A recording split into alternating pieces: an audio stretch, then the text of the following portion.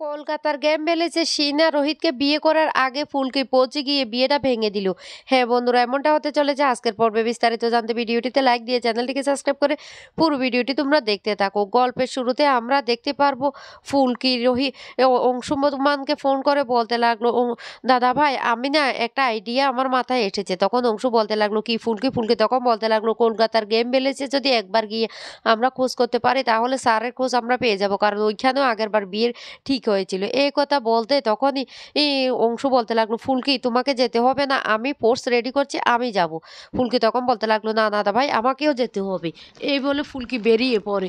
আর ফুলকি যখন বেরিয়ে পড়ে হঠাৎ করে রাস্তায় ফুলকির গাড়ি আটকে ফেলে রাজমহলের সমস্ত সাধারণ মানুষরা।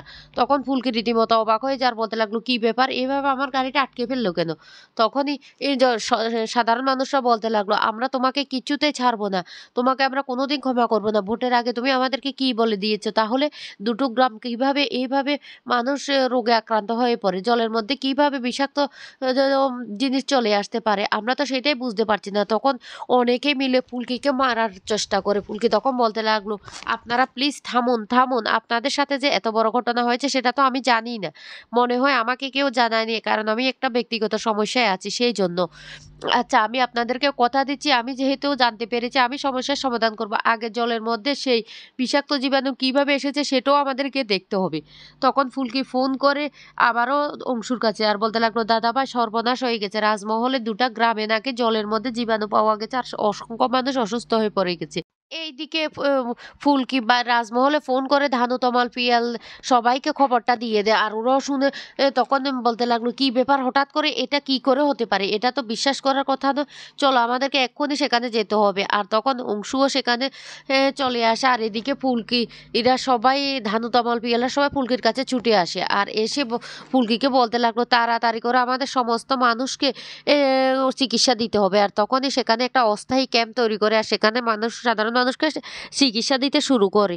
আর ফুলকি তখন খুব কান্না করতে থাকে আর বলতে লাগলো, মা কালী আমি তোমার উপর ছাড়কে ছেড়ে দিয়েছি, আমি কি করব, আমি এদিকে এই মানুষগুলির এমন অবস্থা, ওদেরকেও ফেলে যেতে পারছি না, অন্যদিকে আমি কি করব কিছুই বুঝতে পারছি না। তারপর সবাই মিলে হাতাহাতি করে সাধারণ মানুষগুলিকে চিকিৎসা শুরু করে। আর এক পর্যায়ে চিকিৎসা যখন চলতে থাকে তখনই লাবু বলতে লাগলো, এ ফুলকি ফুলকি তুই যাবি না? ফুলকি তখন বলতে লাগলো, আমি কি করব সেটাই তো বুঝতে পারছি না। তখনই অংশুমান ফোন করে, কারণ অংশুমান এর আগে কলকাতার সেই গেম মেলেছে পৌঁছে যায় পোস্ট নিয়ে, কিন্তু সেখানে গিয়ে চারিদিক খোঁজাখুঁজি করার পরও সেখানে কাউকে দেখতে পায়নি। তখন অংশুমান ফোন করে ফুলকিকে আর বলতে লাগলো, ফুলকি তুমি যেটা ধারণা করছো সেটা মিথ্যে, কলকাতার গেম মেলেছে তো কেউ নেই, আমরা এখনো সেখানে আছি। ফুলকি তুমি এখানে এসে অযথা সময় নষ্ট করো না, আমরা আজকে রাতের মধ্যে যা করার করবো, যে কোনো প্রকারে আমরা রোহিতকে খুঁজে বের করবো, তুমি বরং ওখানেই থাকো।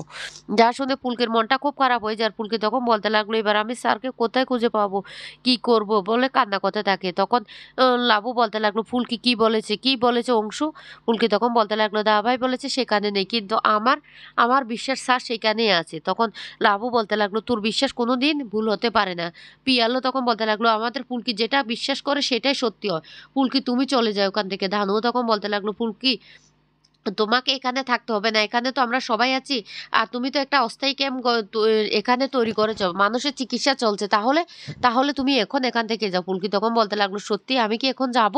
লাবু তখন বলতে লাগলো, বলছি তো আমরা এই দিকটা সামলে নেবো, তুমি যাও, তোমার বিশ্বাসটা সত্যি হবে, তোমাকে ভাইটাকে বাঁচাতে হবে। আর তমাল তখন বলতে লাগলো, গাড়ি রেডি আছে ফুলকি, চলো আমি তোমাকে গাড়িতে তুলে দিই। এই কথা বলে যখন ওরা এখান থেকে বেরোতে যাবে তখন সাংবাদিকরা চলে আসে আর এসে বলতে লাগলো, কি ফুলকি দাস, আপনি নাকি এখানে নেত্রী হওয়ার পরে জলের মধ্যে জীবাণু পাওয়া গেছে আর দুটা গ্রামের সাধারণ মানুষ অসুস্থ হয়ে পড়েছে? তখন লাবু বলতে লাগলো, এই সমস্ত প্রশ্নের উত্তর আমরা দেব। ধানু তখন বলতে লাগলো, যেহেতু জলে জীবাণু পাওয়া গেছে, সাধারণ মানুষ অসুস্থ হয়ে পড়েছে, তাহলে ওই জীবাণুটা কি করে এলো সেটারও সন্ধান করতে হবে, সেটাও আমরা খুঁজে বের করব।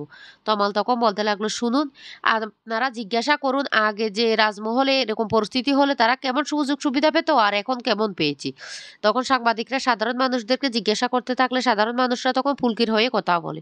এদিকে ফুলকিকে গাড়িতে তুলে দেয় তমাল। আর ফুলকি রাস্তা দিয়ে যেতে যেতে খুব কান্না করতে থাকে আর বলতে লাগলো, স্যার আমি আমি আপনাকে কোথায় খুঁজে পাবো? কি করবো আমি তো বুঝতে পারছি না। ওই শাকচুন্নিটাকে না আমি কিছুতেই ছাড়বো না। ও আমার এত বড় ক্ষতি করেছে, ওকে আমি কিছুতেই ছাড়বো না। এদিকে সেই শিনা লহিয়া বধূর সাজে সেজে রোহিতকে একটা চেয়ারে বেঁধে রেখে সেখানে যজ্ঞ কাষ্ঠ দিয়ে আগুন জ্বালিয়ে দেয়। আর রোহিত তখন বলতে লাগলো, এই শিনা তোমার কি মাথা ঠিক আছে? তোমার কি মাথা তার কেটে গেছে? বলো, এইভাবে জোর করে কাউকে কি বিয়ে করা যায়? কোনোদিন যায় না। শিনা তখন বলতে লাগলো, শুনো রোহিত, তোমাকে না আমি বহুদিন আগে থেকে ভালোবেসে ফেলেছি। তোমার বডি ফিটনেস আমার খুব ভালো লাগে। আমি তোমাকে বিয়ে করব। আমি বিয়ে করতে না পারলে আমি তোমাকে কারো হতে দেব না। তখন রোহিত রেগে বলতে লাগলো, "ও চেয়ারে আবার বোমও ফিট করে রেখেছো, টাইম বোম ফিট করে রেখেছো তো? এসব বোমের আমি পরোয়া করি না।" এই বলে যখন যে সবকিছু ফেলে দেওয়ার চেষ্টা করে তখন সিনা বলতে লাগলো, "খবরদার! এখানে যদি একবার হাত দাও না তাহলে সবকিছু জ্বলে পুড়ে ছাই হয়ে যাবে। আর তুমি চাও না তুমি নিজে মৃত্যুবরণ করো। কারণ তুমি ফুলকিকে অনেক ভালোবাসো। তাই ফুলকিকে ফেলে তুমি কোনোদিন মরতে পারো না। তাই তোমাকে যেটা বলছি সেটা শোনো। তোমাকে এখান থেকে আমি কিছুতে নিয়ে যেতে দেব না। কিছুতে নিয়ে যেতে দেব না। আমি তোমাকে বিয়ে করব।"